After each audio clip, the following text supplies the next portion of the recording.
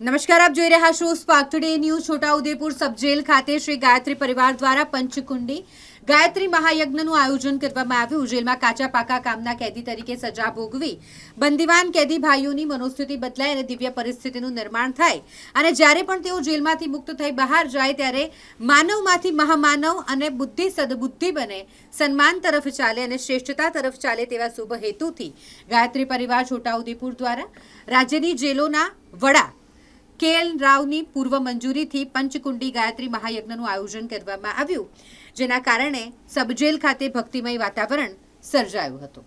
અહીં શ્રી ગાયત્રી પરિવાર વડોદરાના વર્ષાબેન આહિર, છોટાઉદેપુર સબજેલના અધિક્ષક JK પરમાર સહિત છોટાઉદેપુર અને આસપાસના ગાયત્રી પરિવારના સભ્યો તેમજ જિલ્લા કર્મચારીઓ અને બંદીવાન કેદી ભાઈઓ ઉપસ્થિત રહ્યા હતા। પ્રણામ।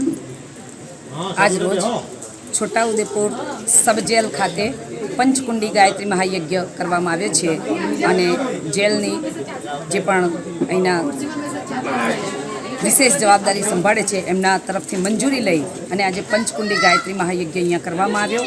આની પાછળનો ઉદ્દેશ એક છે કે વાતાવરણ તો પરિષ્કૃત થાય છે, પણ અહીંયા જે લોકો રહી રહ્યા છે જે આ જેલમાં એ લોકોની મનસ્થિતિ બદલાય અને એમની મનસ્થિતિ બદલાય અને પરિસ્થિતિ દિવ્ય પરિસ્થિતિનું નિર્માણ થાય। એની સાથે સાથે જ્યારે અહીંયાથી જાય ત્યારે એ માનવમાંથી મહામાનવ બનવા તરફ ગતિ કરી શકે, એમની બુદ્ધિ સદબુદ્ધિ બને, સન્માન તરફ ચાલે, શ્રેષ્ઠતા તરફ ચાલે અને પરમ પૂજ્ય ગુરુદેવ તરફથી જે ઉદ્દેશ છે એ પૂર્ણ થાય એવા દિવ્ય ભાવ સાથે ગાયત્રી પરિવાર છોટાઉદેપુર તરફથી આ આયોજન કરવામાં આવ્યું છે અને એમાં હું વડોદરાથી વર્ષાબેન આહિર આપ સૌનો ખૂબ ધન્યવાદ।